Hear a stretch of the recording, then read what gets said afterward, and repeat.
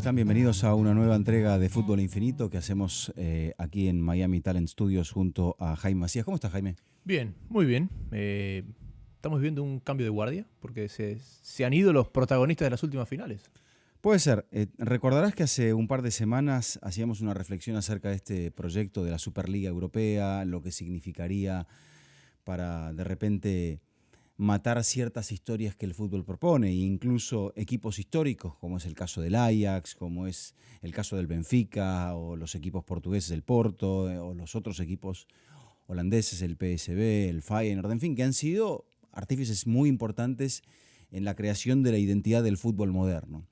Y bueno, lo que ha sucedido en los cuartos de final de la Champions reivindica esa idea de que el fútbol es infinito, es algo universal y que es emoción e inspiración, Jaime. Lo había apuntado aquí porque no quería perdérmelo, porque yo creo que el Ajax emociona e inspira. Fíjate todos los comentarios que ha arrastrado, todo el hecho de que sepamos mucho más de sus jugadores a partir del éxito que se genera, obviamente amplificado por los rivales a los cuales ha dejado atrás, al campeón, al Real Madrid, a un equipo como la Juventus que tenía a Cristiano Ronaldo. Y bueno, hay también mucha parte de emoción en todo lo que vimos, porque creo que también el fútbol que hemos visto ha sido un fútbol valiente, el fútbol valiente del City contra el Tottenham. Y creo que son reflexiones que no mueren solamente en estos cuartos de final. Probablemente en el City-Tottenham hayamos visto el mejor partido del año, el mejor partido en mucho tiempo, con muchos errores, con muchos matices, pero que eso es lo que inspira en el fútbol. Y si nosotros montamos una Superliga solo para ganar dinero, como mencionábamos hace un par de semanas, quizás hubiésemos anulado todo lo que pasó en la semana de los cuartos de final de vuelta de la Champions. E incluimos al Tottenham, porque me parece que la historia del Tottenham tampoco sería viable en una Superliga, sin ser lo espectacular que es la del Ajax, tampoco sería viable. Un torneo, mientras tú más partidos le pones, mientras más veces se enfrentan entre todos, que eso es lo que es una Superliga. Jugar todos contra todos durante... Que no haya partidos, como ellos pretenden, malos. Que no haya partidos malos, que no sean convocantes. Pero que tampoco haya una gran cantidad de partidos de eliminación directa que te quita el margen a las sorpresas. Porque en un torneo de eliminación directa hay sorpresas, porque un mal día deja fuera al mejor equipo al que más gastó. Y a veces también yo empiezo a pensar en la Superliga como una red de auxilio, como cuando se inventaron el promedio del descenso. El promedio del descenso es para que en una mala temporada el grande del país no se vaya al descenso. Bueno, la Superliga también es una red de auxilio para que el equipo que más gastó no se quede con las manos vacías a mitad de torneo, que es lo que ha pasado en esta Champions, por ejemplo. Bueno, y esa es la inspiración del fútbol, ¿no? Como por ejemplo lo vemos en sus anales de organización en Inglaterra, el equipo de un pueblo, el equipo de un barrio que llega a categorías amateurs y puede terminar jugando en primera división. Esa es la historia del fútbol, y matarlo con generar algo súper, no digo profesional, pero digo súper mercantil, termina matando las bases de lo que son la esencia del fútbol. Pasaría lo mismo que pasa hoy en las ligas que lo hemos analizado hasta el cansancio. A 38 partidos es casi imposible que el equipo que más gasta y que por ende tiene los mejores jugadores no sea campeón. Y ese es el éxito de la Premier, de siempre tener una competitividad hasta el final, porque ha logrado que eso sea lo más parejo. Bueno, en la Superliga va a pasar lo mismo. Siempre va a haber uno que va a tener mucho más dinero, por ende mucho mejores jugadores que el segundo o que el tercero, y que la Superliga posiblemente se quede definida a mitad de torneo. Claro. Ya habíamos hablado también del Ajax, ya veíamos venir a este Ajax, no es porque seamos profetas ni mucho menos, porque en el seguimiento del fútbol uno ve que es un equipo que ha jugado mucho en la temporada y que ha jugado muy bien y que tiene muchas condiciones más allá de la categoría de sus jugadores, que seguramente muchos de ellos serán vendidos. Pero, ¿qué fue de esto que mostró en la eliminación de la Juventus? ¿Qué fue lo que más te impresionó del Ajax? Tú estabas un poco más convencido que yo del Ajax. Para mí el Ajax había vivido la tormenta perfecta de haber enfrentado equipos de muy buen nombre, pero que no estaban en su mejor momento, y realmente lo que pasó en Turín fue un baile. Lo sigo pensando, Sigo pensando que a todos los agarró hacia la curva de descenso. Sí, es verdad. Al Bayern, al Madrid, pero a la Juve. El que menos en descenso venía, me parece que es la Juventus. El que menos en descenso... Maquillado. Cristiano maquillaba un poco todo. Pero Vizca,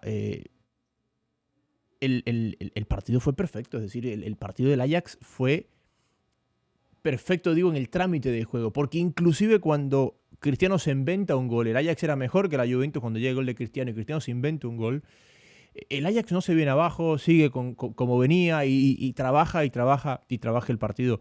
Para mí es una de las gratas sorpresas de la Champions. Yo revisaba mis apuntes, que siempre cuando arranca la Champions digo, bueno, estos son favoritos, estos por ahí no hay que descartarlos, Yo tenía el Ajax como que me sorprendería que supere su grupo. Un grupo con el Bayern y con el Benfica. Correcto. Bueno, está en semifinales. Bueno, ambos venían también de fases de clasificación, hablaba de...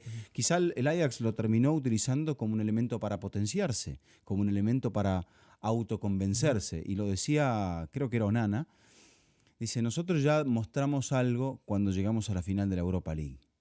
Y después los dirigentes, que ya venían trabajando en una línea, convencieron supuestamente a estos jugadores jóvenes que se van a ir inexorablemente del Ajax. Pero ustedes se pueden ir siendo leyendas del Ajax. Y esto me parece que es lo que ha sucedido dentro de toda esta parábola que presenta el equipo de Ámsterdam, que vuelve después de 20 y pico de años a una semifinal de la Champions, porque mucha gente dice, bueno, no, en realidad, ni Ten Hag, ni que después vamos a hablar de los entrenadores, ni que se inspiró en Guardiola, el Ajax siempre fue grande, atenti, fue grande, pero había dejado de serlo. El Ajax lo que tiene es que al nunca renunciar a su filosofía, tiene periodos de sequía muy largos.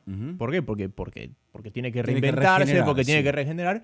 Pero cada 20 años, cada 15 años nos manda una generación que no necesariamente gana la Copa de Europa, pero te deja esto. Es decir, estos jugadores, así queden eliminados por el Tottenham, entre la final de Europa League y las semifinales de Champions después de 20 y tantos años, se van a ir como leyendas.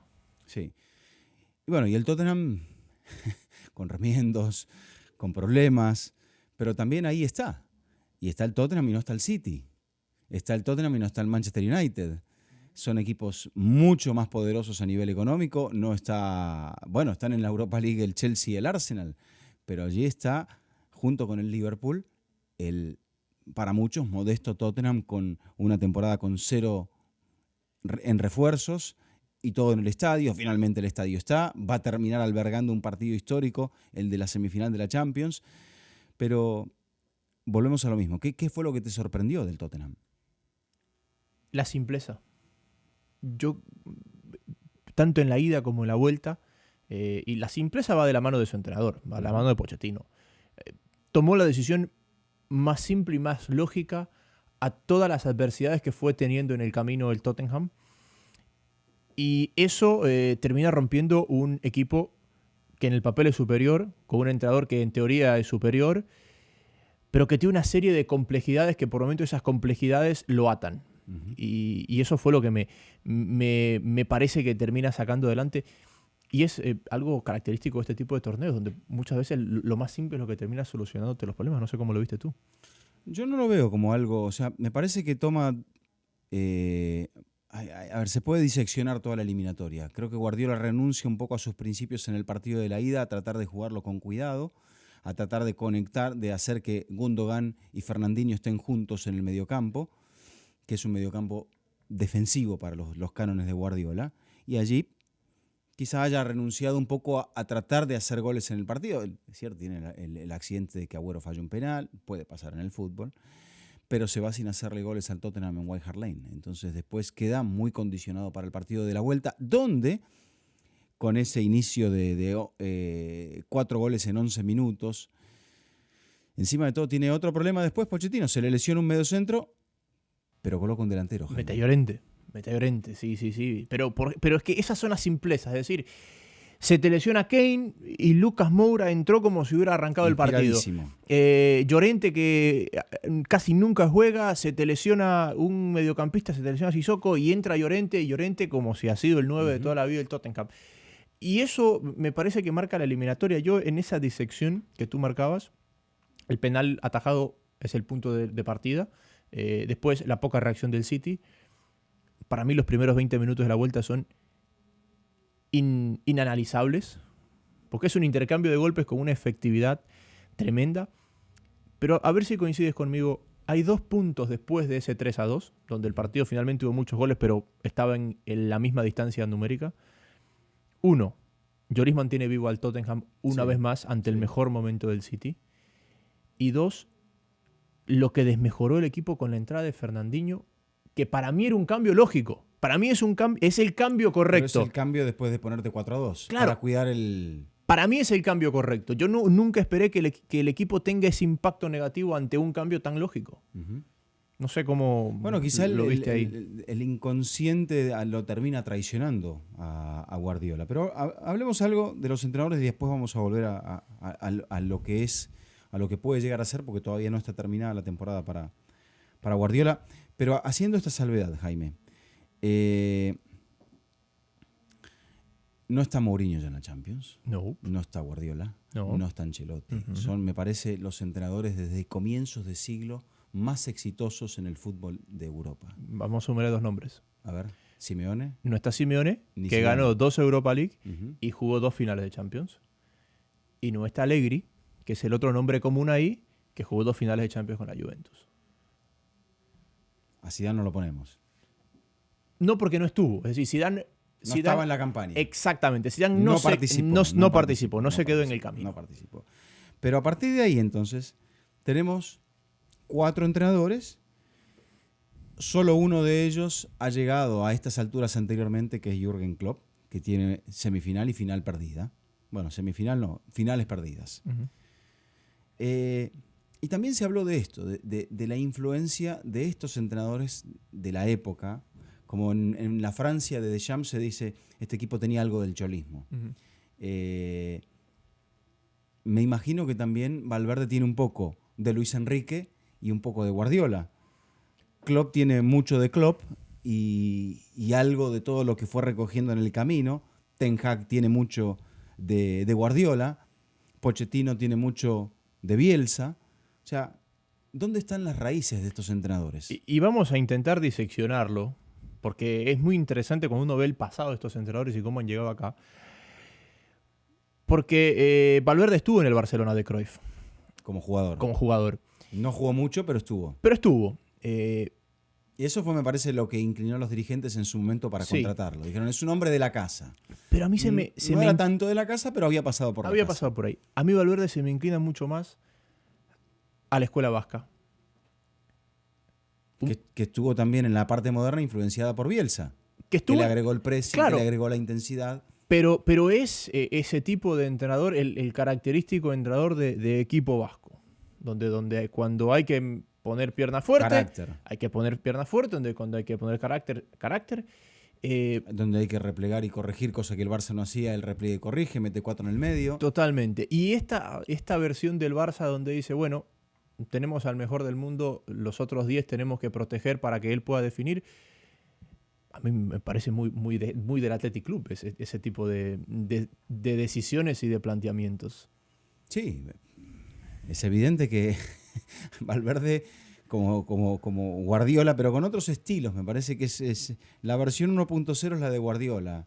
Después pasaron las otras en el medio, las de Vilanova, las de Martino, hasta que llegó la 2.0 exitosa, que es la de Luis Enrique. Y ahora viene la de Valverde, que pasó por una época de ajuste en la temporada pasada, con ese fiasco de Roma, y que ahora, bueno, todo indica que el Barça va encaminado a tener otra temporada histórica, a menos que... Hay un pero en Valverde para mí. Esa pasividad que él transmite, que es muy buena, me parece... ¿Pasividad o tranquilidad? Tranquilidad. Va un poco en contra de lo que era Rijkaard, o de lo que era Guardiola, o de lo que era Luis Enrique, o de lo que era Cruyff. Curiosamente, los entrenadores que ganaron Champions con el Barcelona. Yo lo veo a Rijkaard muy tranquilo también. Era un señor muy tranquilo. Pero los jugadores lo querían mucho. Yo no he visto en esos 3 entrenadores que te acabo de mencionar, esos 4 que te acabo de mencionar, que el equipo tenga esas relajaciones como las que tuvo en el arranque contra el United. El 3-0 es perfecto, pero esos 15 minutos ante el Liverpool no te los van a perdonar. Yo creo que ahí es un tema que hemos analizado en la temporada del Barça, que tiene que ver con lo que los jugadores se han dosificado dentro de los partidos. A veces los dividen en capítulos. Y me parece que el inconsciente los traiciona y dice, bueno, tranquilo, tenemos una ventaja de 1-0. Este es un equipo que no ha tenido una tan buena temporada. No nos hizo tanto daño, no le había pateado en el partido de la ida, pero paz, a los pocos minutos... En el palo. En el palo, directamente. Entonces, y lo dijo Messi a pie de campo después del partido. O sea, no podemos arrancar un partido así si queremos ganar la Champions, y menos contra el Liverpool, porque el Liverpool te arrasa. Sí. Sí, entonces, bueno, ese es el detalle con Valverde. De ahí, el otro nombre que tú lo has ponderado mucho es, y que creo que estamos de acuerdo, es Pochettino. Uh-huh. Bueno, Pochettino es... leí algo sobre él y sobre su llegada con el jugador, y que eso aparentemente, y la llegada con el jugador joven, dicen en Inglaterra que es el entrenador que más ha creído en el jugador joven inglés, de todos los que han pasado, porque Klopp, ¿dónde busca sus grandes refuerzos? Y bueno, fue a buscar a Van Dijk, fue a buscar a Alisson, fue a buscar a Salah, o sea, las figuras, salvo Henderson, son jugadores extranjeros, y Milner. Alexander-Arnold sí es una... Pero es canterano, o sea, lo tenía, no lo fue a buscar. Correcto. Pero Pochettino, dicen que los dirigentes del Tottenham captaron en él, cuando veían cómo trabajaba en el Southampton, un entrenador en el cual podían construir un proyecto. Y para mi gusto se parece mucho a lo que Pochettino vivió en Newell's en la época cuando él fue surgiendo, con Bielsa. Y esa forma de comunicarle al jugador, porque Bielsa hizo debutar a muchos jóvenes que marcaron una gran época y que venían de un proyecto de trabajo de cantera de la mano de Grifa, luego con el paso de Jorge Solari. Newell's se hizo de abajo. Es esa generación exitosa que disputa 2 finales, pierde ambas de Copa Libertadores de América, pero que termina proyectando a futbolistas y luego a entrenadores. Y Pochettino es probablemente, junto con Martino, junto con Berizzo, uno de los más grandes exponentes de esa misma escuela. De la escuela de Bielsa, con un toque, sin la locura. Bueno, con la simpleza de la que hablábamos cuando analizábamos el partido. Yo le encuentro muchas cosas en común con Simeone. El pragmatismo. Sí, pero el camino también. Porque ellos tienen un nombre en común, que es Bielsa, lo que pasa es que lo tuvo mucho más cercano Pochettino a Bielsa. Correcto. Simeone es más en temas de selección, pero su trayectoria como entrenador, como jugadores en Europa, es en equipos que no eran precisamente ganadores, es decir, que quizás no tenían los recursos para proponer el juego con el que ellos crecieron. De hecho, él dice Pochettino, el mejor momento que ha vivido en su carrera es cuando salva al Español del descenso. Exactamente. Y Pochettino tiene eso, de saber que no siempre tienes los recursos para jugar como a ti te gustaría o para que tu equipo sea el más poderoso. Y eso tiene mucho que ver con Simeone. Y el potenciar jugadores, que lo cuestionamos en algún momento de Simeone, pero que esa fue la esencia y fue la clave del éxito del principio de Simeone con el Atlético de Madrid. Además son contemporáneos, creo que tiene mucho que ver. Y esa mezcla, veía yo quién es el entrenador que más tiempo dirigió a Pochettino. Y Pochettino tuvo 2 entrenadores, bueno, 3 con Bielsa en Newell's. Él lo dirige muchísimo tiempo Camacho, en el Español, es el que más tiempo lo dirige. Y de ahí Luis Hernández. Y lo retira Valverde. Y lo retira Valverde porque Valverde es el que lo saca del Español. Sí. Pero tiene mucho de todos. Es decir, la capacidad de Pochettino de absorber lo mejor de cada uno de estas partes. Porque es un poco de Simeone también, ¿no? Sí. Simeone con Eriksson, con muchos otros entrenadores que tuvo en Europa. Con Aragonés. Él fue absorbiendo. Hasta tiene un paso breve cuando era muy joven con Bilardo, después con el Coco Basile, en fin, etcétera. Tiene pasarela, tiene muchas vertientes, pero Klopp ya lo tenemos más visto, ¿no? O sea, y Klopp también convive con el descenso del Mainz, de querer rescatarlo, de querer volverlo a poner en primera división y de no poder, pero está marcado su carrera, es un entrenador de proyectos largos. Es el entrenador que más partidos ha dirigido al Mainz, es el entrenador que más partidos ha dirigido al Borussia Dortmund. Y desde Benítez es el que más ha dirigido a Liverpool. Desde Benítez. Sí. Pero ¿de dónde se nutre Klopp? Porque no es de la tradicional escuela del fútbol alemán. No. Hay que ir más atrás y mucho más atrás. Hay un entrenador que se llama Wolfgang Frank. Mucha gente no lo conoce porque no tuvo suceso. No tuvo casi ningún éxito. Es decir, vivió las épocas del Mainz en segunda división. Épocas en las que Jürgen Klopp era jugador. Pero este caballero viajó a Italia y absorbió y se preparó alrededor de lo que era el Milan de Arrigo Sacchi, de esa presión contra presión que generaba el Milan de Arrigo Sacchi y que es la esencia del Klopp entrenador. alguien que se nutrió de esa escuela, porque son contemporáneos, pero que después tomó un camino diferente, es Lowe. No se parecen, me parece, tanto. Pero sí partes de una escuela alejada al fútbol alemán, que después se transforma en el fútbol alemán. Eso no tiene nada que ver con Guardiola, porque Klopp hacía esto antes de que Guardiola llegue al Bayern. Y su inicio como entrenador es... Bueno, él llega al Dortmund cuando Guardiola llega al primer equipo del Barça. Claro, es decir, son demasiado contemporáneos como para que se hayan nutrido el uno del otro, por lo menos en el arranque. Lo que sí se sabe es que el fútbol alemán, a nivel formativo, sí se inspiró mucho en el éxito de ese Barça de Guardiola, y de los éxitos, obviamente, que después terminaron a nivel nacional volcándose a la selección de Aragones en el 2008 y de Del Bosque en el 2010-2012. Que Alemania se daba cuenta de que formativamente estaba quedando detrás. Y que esa velocidad a la hora del manejo de la pelota, preparar a los chicos para poder tener esas herramientas, era algo que tenían que adquirir.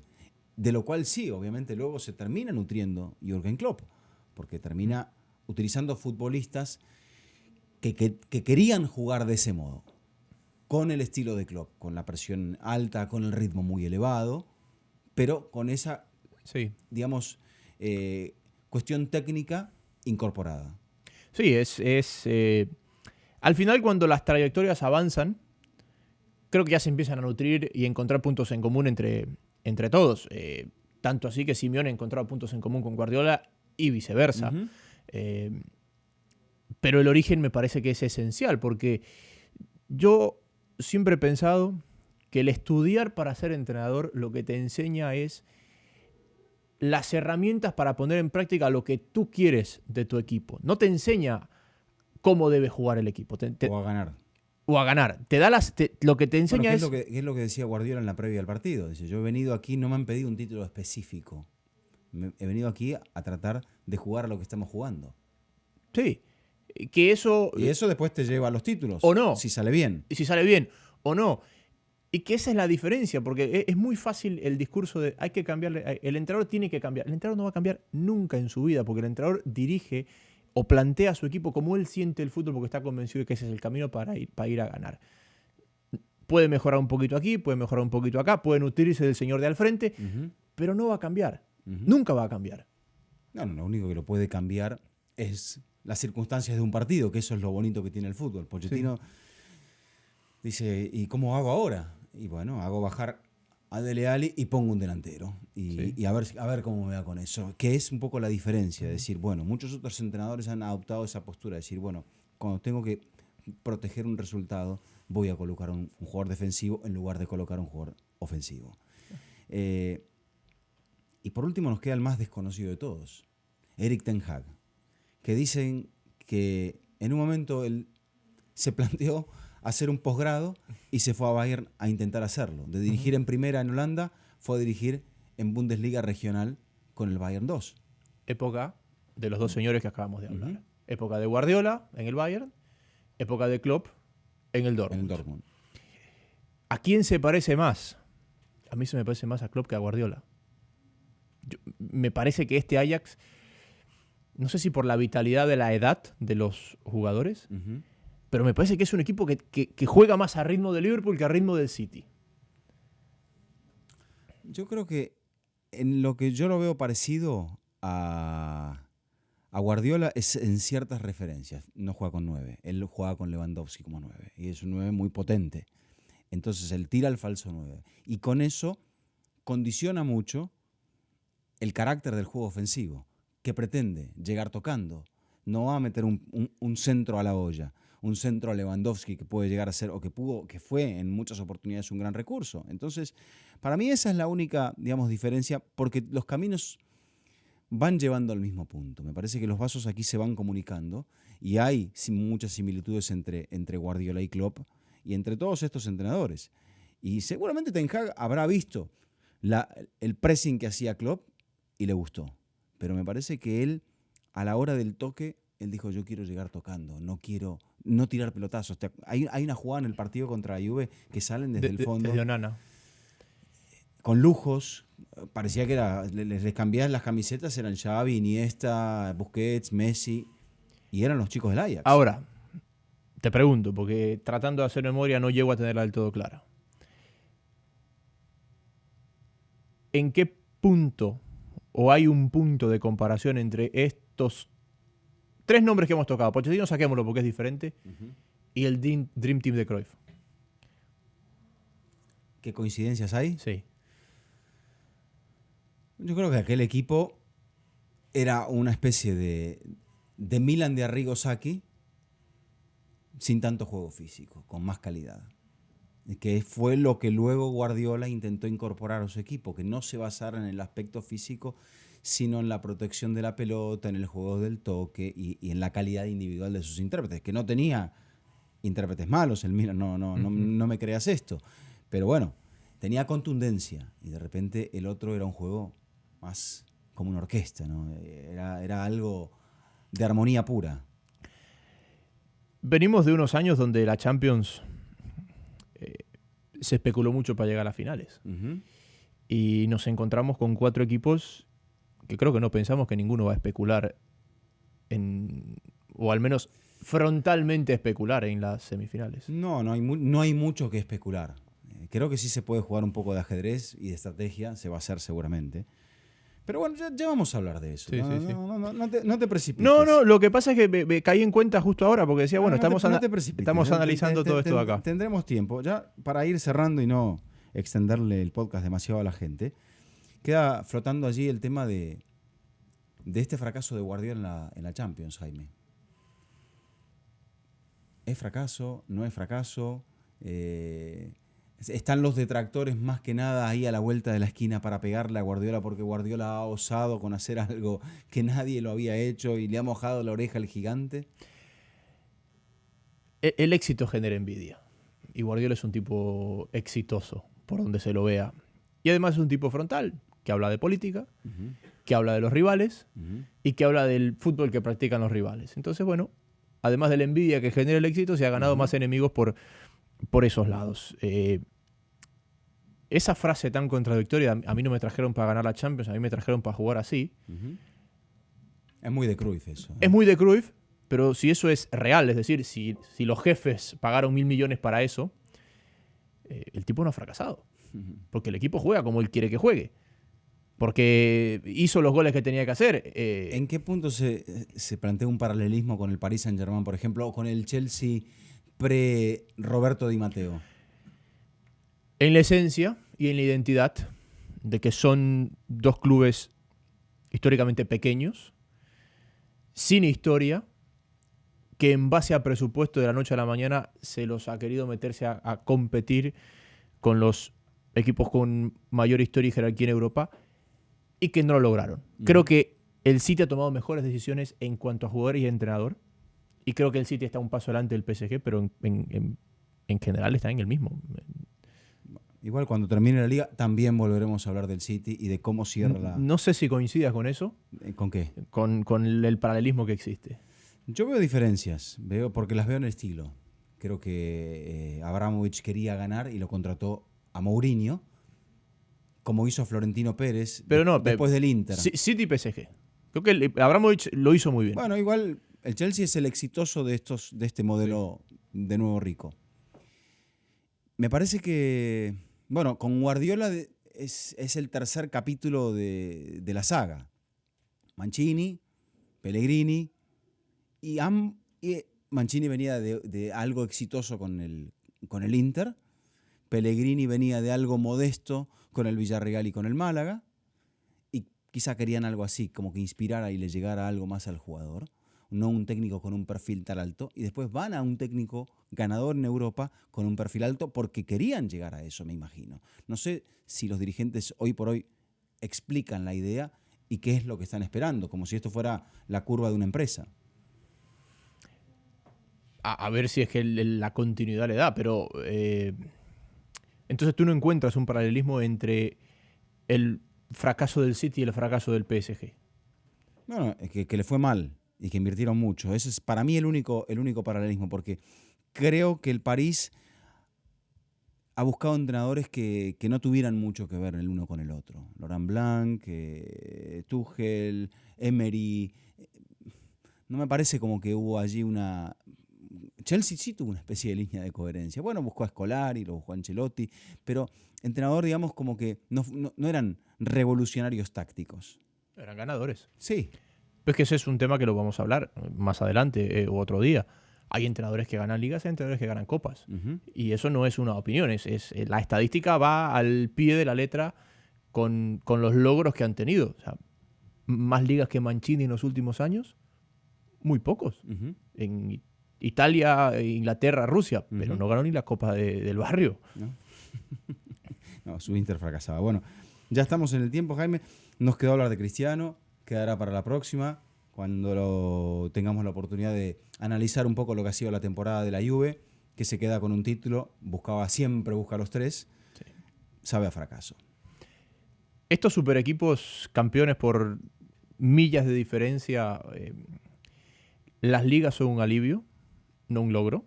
O sea, lograrla es un alivio, no un logro, y quedarte muy lejos de Europa es un fracaso. Gracias, Jaime, gracias a la gente de Miami Talent, y nos encontramos en el próximo Fútbol Infinito.